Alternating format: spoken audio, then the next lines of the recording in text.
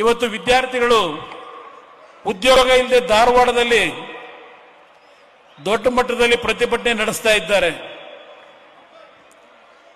ನಾನು ಆಕಸ್ಮಿಕವಾಗಿ ಮುಖ್ಯಮಂತ್ರಿ ಇದ್ದಾಗ ದೇವೇಗೌಡರು ಒಂದು ಮಾತು ಹೇಳಿದ್ರು. ಅವರು ಮುಖ್ಯಮಂತ್ರಿ ಇದ್ದಾಗ ಸುಮಾರು 1.5 ಲಕ್ಷ ಕುಟುಂಬದ ಪುರುಷರಿಗೆ ಮಹಿಳೆಯರಿಗೆ ಶಿಕ್ಷಕ ವೃತ್ತಿಯಲ್ಲಿ ಕೆಲಸವನ್ನು ಮಾಡಲಿಕ್ಕೆ ತೀರ್ಮಾನ ತೆಗೆದುಕೊಂಡಿದ್ದನ್ನು ಅವರೇನು ಜ್ಞಾಪಕ ಮಾಡಿದ್ದಾರೆ. ನಾನು ಮುಖ್ಯಮಂತ್ರಿ ಇದ್ದಾಗ ಯಾವೊಂದು ಕಾಲೇಜುಗಳು, ಹೈಸ್ಕೂಲ್ಗಳು, ಜೂನಿಯರ್ ಕಾಲೇಜನ್ನು ಪ್ರಾರಂಭ ಮಾಡಲಿಕ್ಕೆ ತೀರ್ಮಾನ ಮಾಡಿದ್ವು. 56,000 ಶಿಕ್ಷಕರನ್ನ ನೇಮಕ ಮಾಡತಕ್ಕಂಥ ತೀರ್ಮಾನ ಮಾಡಿದೆ. 56,000 ಶಿಕ್ಷಕರನ್ನ ನೇಮಕ ಮಾಡತಕ್ಕಂಥದ್ದು. ಇವತ್ತು ಸರ್ಕಾರದಲ್ಲಿ ಸುಮಾರು 76,000 ಉದ್ಯೋಗದ ಒಂದು ಶಿಕ್ಷಕರು ಇಲ್ಲ ಅಂತಕ್ಕಂಥದ್ದು ಏನಿದೆ. 3 ವರ್ಷ ಆಯ್ತಾ ಬಂತು. ಈ ಸರ್ಕಾರ ಏನ್ ಮಾಡಿದ್ದಾರೆ ಯೋಚನೆ ಮಾಡಿ. ಇತ್ತೀಚಿನ ದಿನಗಳಲ್ಲಿ ನಮ್ಮ ಮಲ್ಲಿಕಾರ್ಜುನ್ ಖರ್ಗೆ ಅವರು ಕಲಬುರಗಿನಲ್ಲಿ ಒಂದು ಸಭೆ, ಯಲಬುರ್ಗಾದಲ್ಲಿ, ನಮ್ಮ ಕಲಬುರಗಿ ಅಲ್ಲ ಯಾದಗಿರಿಯಲ್ಲಿ, ನಮ್ಮ ಶರಣಗೌಡರು ಇರ್ಬೇಕಿಲ್ಲಿ, ಯಾದಗಿರಿನಲ್ಲಿ ಒಂದು ಸಭೆಯಲ್ಲಿ ಭಾಗವಹಿಸ್ತಾರೆ.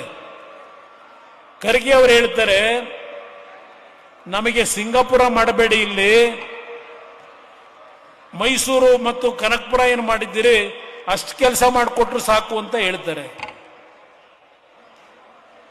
ಹಲವಾರು ರಾಜಕಾರಣಿಗಳು ಉತ್ತರ ಕರ್ನಾಟಕಕ್ಕೆ ಅನ್ಯಾಯ ಆಗಿದೆ, ನಮಗೆ ಬೇರೆ ರಾಜ್ಯ ಕೊಡಿ ಅಂತಕ್ಕಂಥ ಒಂದು ಕೂಗನ್ನು ಕೆಲವರು ಆಡ್ತಕ್ಕಂಥದ್ದೇನಿದೆ.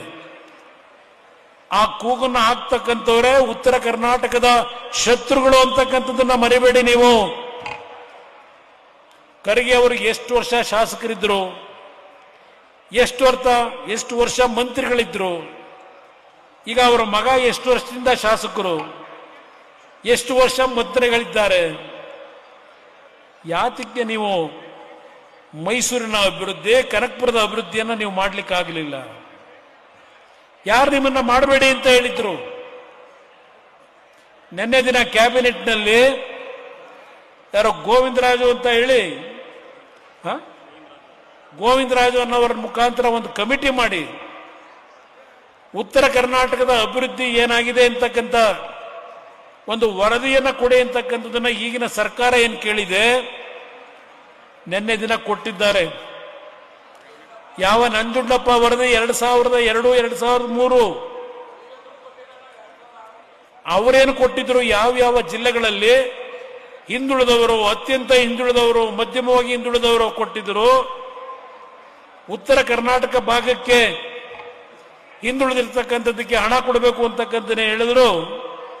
ಪ್ರಥಮವಾಗಿ ನಾನು ವಿಶೇಷವಾದಂಥ ಅನುದಾನವನ್ನ 2006-07 ನಾನು ಆಕಸ್ಮಿಕವಾಗಿ ಮುಖ್ಯಮಂತ್ರಿ ಆಗಿದ್ದಾಗ ಈ ಒಂದು ಉತ್ತರ ಕರ್ನಾಟಕದ ಅಭಿವೃದ್ಧಿಗೆ ಹಣವನ್ನು ಬಿಡುಗಡೆ ಮಾಡತಕ್ಕಂಥ ನಿರ್ಧಾರ ಮಾಡಿದ್ದೆ.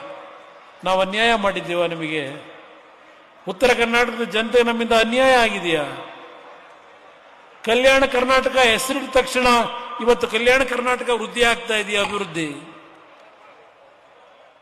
ಕಿತ್ತೂರು ಕರ್ನಾಟಕ ಅಂತ ಇಲ್ಲಿ ಹೆಸರಿಟ್ಟ ತಕ್ಷಣ ಇವತ್ತೇನು ಉದ್ಧಾರ ಮಾಡ್ತಾ ಇದ್ದೀರಾ?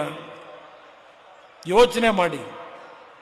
25,000 ರೈತರ ಸಾಲವನ್ನ ಮನ್ನಾ ಮಾಡಬೇಕಾದ್ರೆ 25,000 ಕೋಟಿ, ರಾಷ್ಟ್ರೀಕೃತ ಬ್ಯಾಂಕ್ನ 2 ಲಕ್ಷ ರೂಪಾಯಿ, ಸಹಕಾರಿ ಬ್ಯಾಂಕ್ನಲ್ಲಿ 1 ಲಕ್ಷ ರೂಪಾಯಿ ಮನ್ನಾ ಮಾಡತಕ್ಕಂಥ ತೀರ್ಮಾನ ಇಡೀ ದೇಶದಲ್ಲಿ ಪ್ರಥಮವಾಗಿ ಮಾಡಿದ್ದು ಕರ್ನಾಟಕದಲ್ಲಿ.